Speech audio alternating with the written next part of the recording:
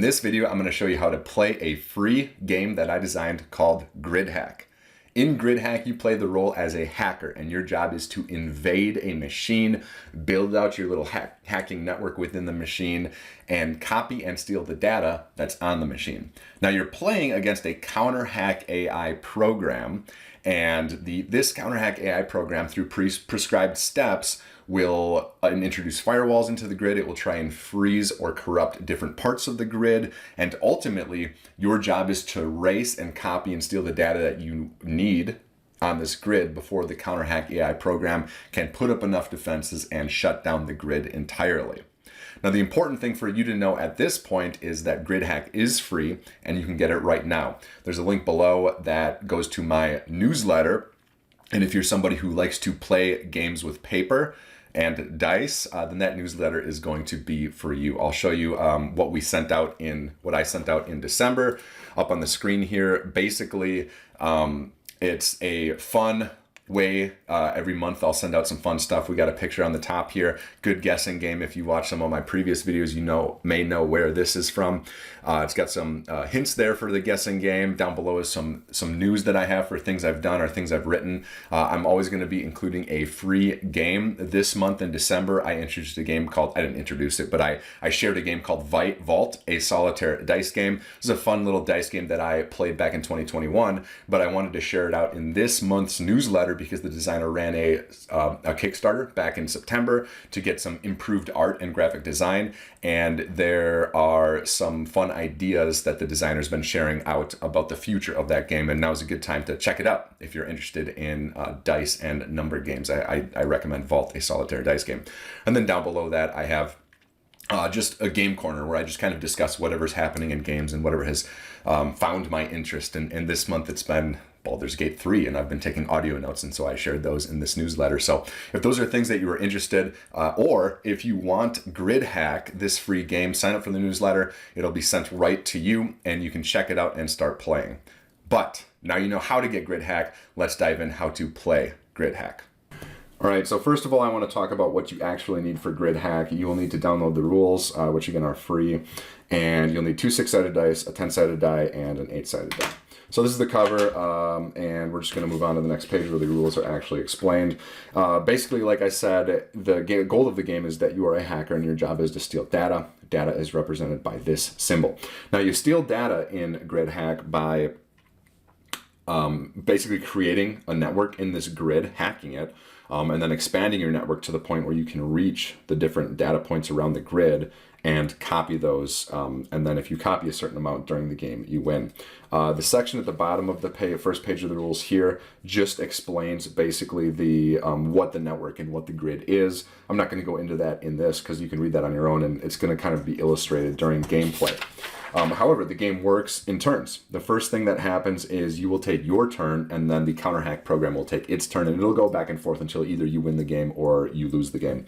On your turn, what you're going to be doing is you're going to be rolling 2 6-sided dice, and the result of the dice are going to show you your options for that turn. So, for example, my results for this roll were a 2 and a 5.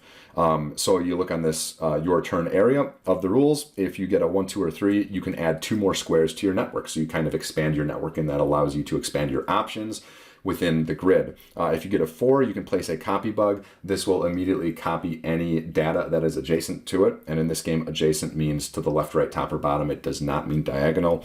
The 5 particular that are rolled here is a heater bug. This unfreezes any adjacent squares, which again is left, right, top, or bottom, not diagonal. And we'll talk about freezing in a second. And then a 6 is a node. A node is something that you start the game with. It's basically the way that you were able to infiltrate the particular, this grid.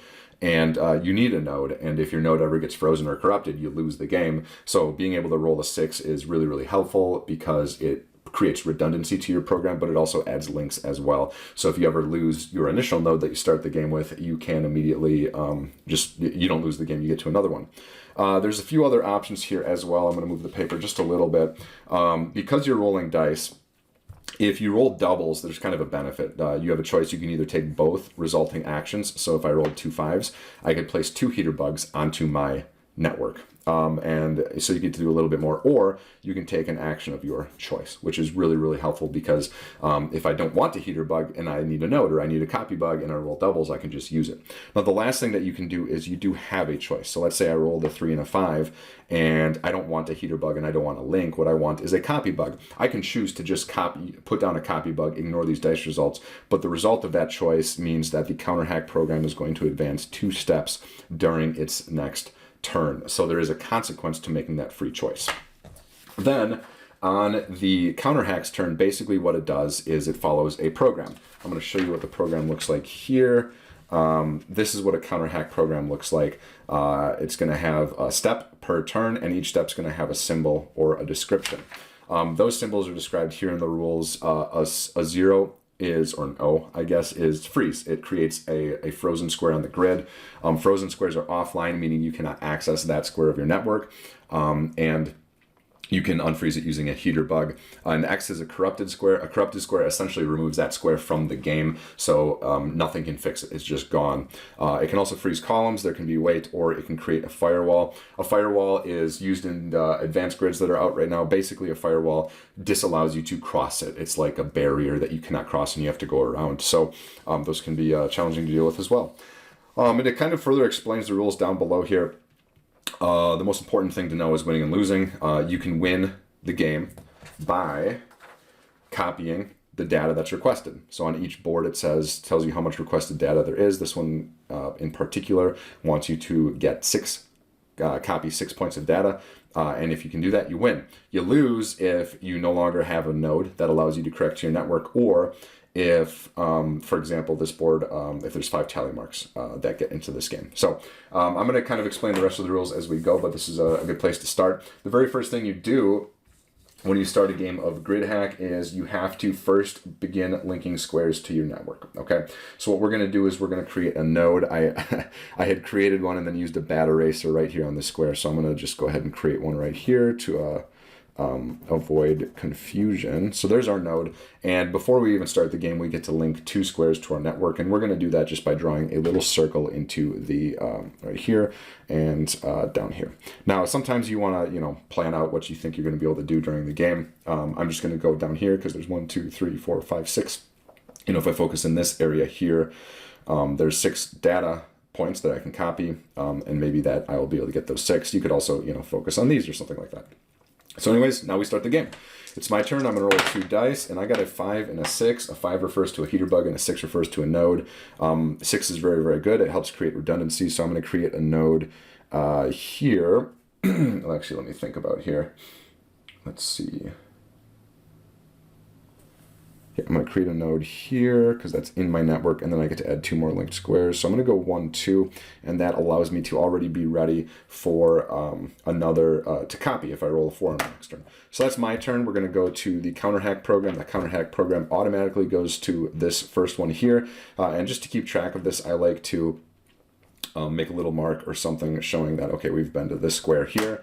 And it's going to freeze a square. So we're going to find out what square it's frozen. It's going to be column 4, row 7. And so we go to 4, 7, and this is frozen. So luckily that doesn't impact us, but it could potentially, oh, and then I should add, it doesn't just freeze that square, it freezes each adjacent square. And so that means that this square off to the right is frozen. This square down below is frozen, this square is frozen, and this square is frozen. Unfortunately, that data is frozen. The good news is I can unfreeze it using a heater bug, but it's right now offline, so I cannot do anything about that.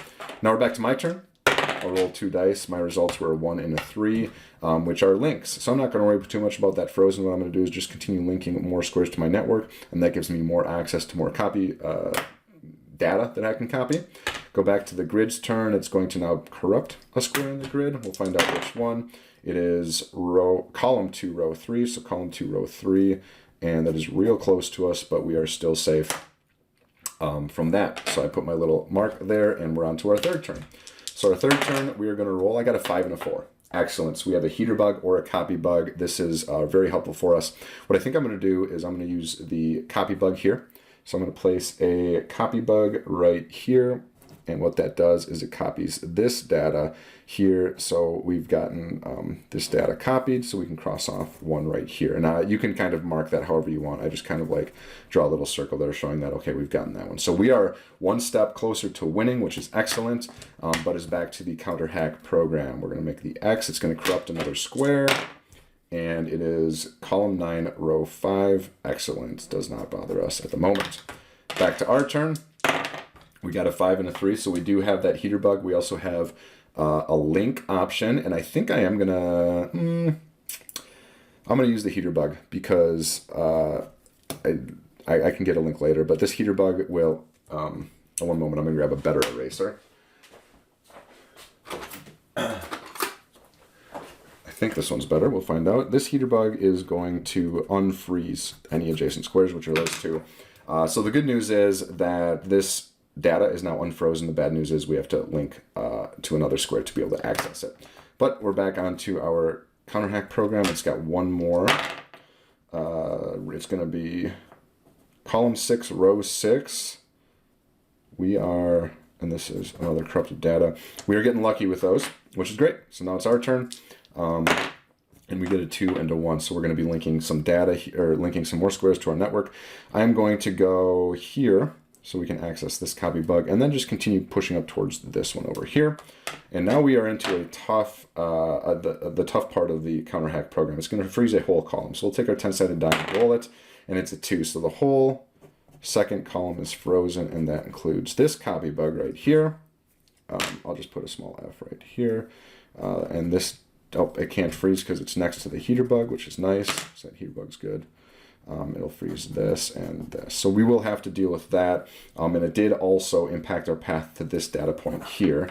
But we do finish the counter hack program's turn. We go back to our turn. We get a 4 and a 2. A 4 allows us to do another copy bug, which we would have liked to have copied this one, but it's frozen currently. So we're going to copy this one here. So I'm going to put a C there, copy that. And we are 4 data points away from winning the game. Now we draw a tally in the box. Get a little bit of a reprieve, but the counter hack program is closer to winning. So it says if the box has 5 tally marks, the grid closes, game over. So it's got 1, so we got plenty of time still. It says else restart counter hack program. So the result of that would then be that the counter hack program restarts. And so it goes back to the start. So next turn, it'll be on that 0.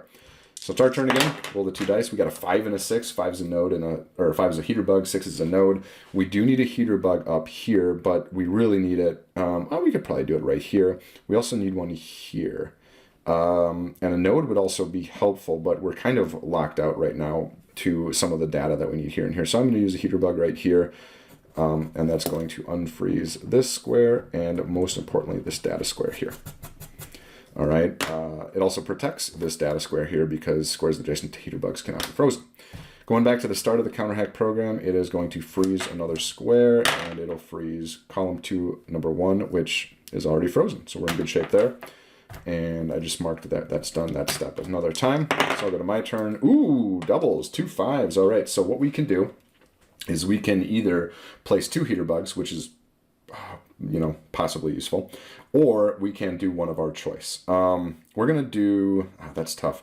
We'll do 2 heater bug. We don't really have space for it though. One of our choice. We could do a node. We're going to do a node. Nope. I'm kind of stuck because we can use a heater bug here that'll unfreeze this square. But really we need to link things out. So I'm going to do a link, even though that seems a bit annoying. I'm going to link here, which allows us to access this. And I'm also going to link here, giving us some options for the future. Moving on to the counter hack program's turn, it's going to corrupt a square, and the square corrupts is column 4, row 7, column 4, row 7, and this is no longer part of the grid. It is corrupted, which is fine.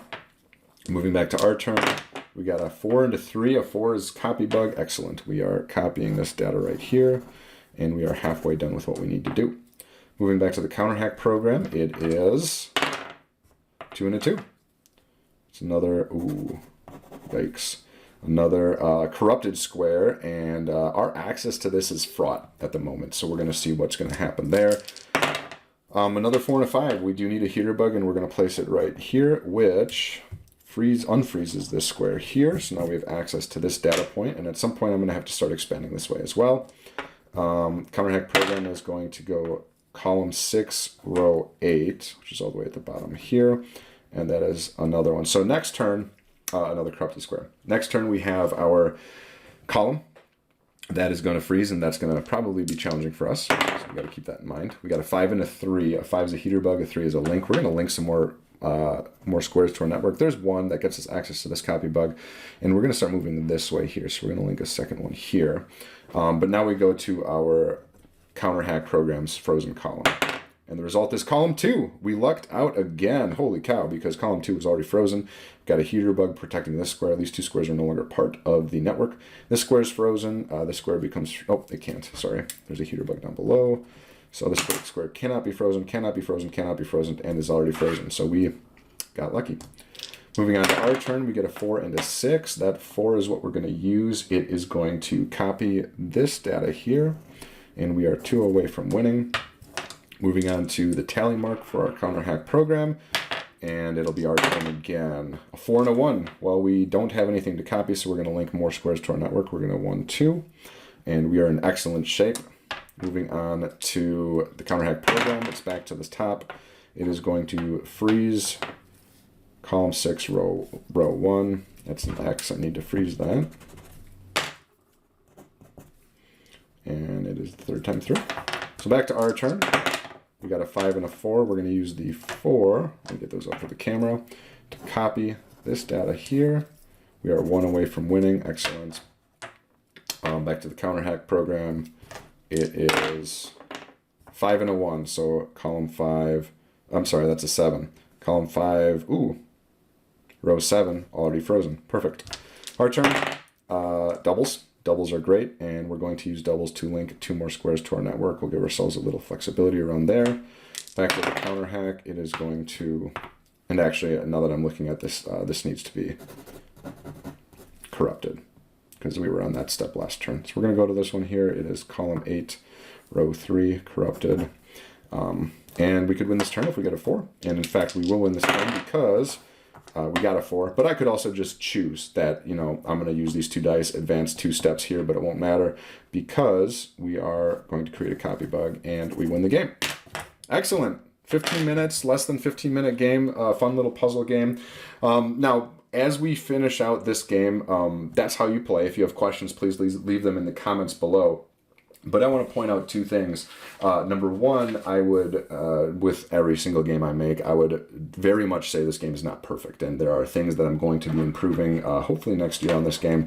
First of all, the beginner grid is easy. It's definitely easier. The goal is to teach the game in an environment that feels tense at first, but allows players to experience the whole game and not really be locked out initially. There are advanced grids that you can play that expand a few of the mechanics of the game as well. The requested copy data is up here. The Counterhack program is down here or over here, and it plays with a few different things. This one introduces firewalls, which can get really, really challenging to deal with. And this one I printed, oh, I gotta flip this up here. This one down here I printed in black and white because I'm goofy like that and I forgot to print it in color.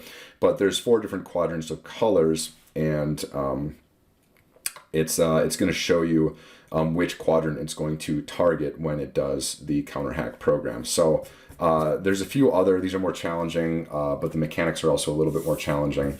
And basically my goal with this game is to make more grids like this and play test them in a better way. Right now these are not super play tested. I mean, it's a free game. I think that's fair. So if you do play this game and you have feedback, please leave them in the comments below, or you can get a hold to me at my email address, paperdicegames@gmail.com. And I'd love to be able to chat with people about their ideas and their experiences around this game.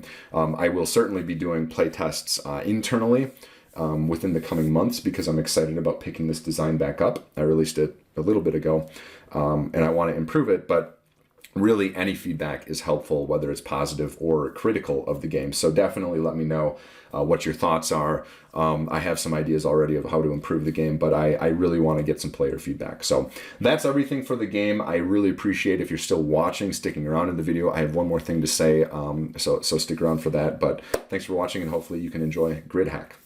And that's how you play Gridhack. Again, if you're interested, if this is something that you think would be fun, sign up through the mailing list below. You'll be able to get the game there, or check out paperdicegames.com. I want to thank everybody for watching. Have a wonderful holidays. I'm recording this in December of 2023, so happy holidays, everyone. Thank you for being fans of games, and I'll see you in the next video.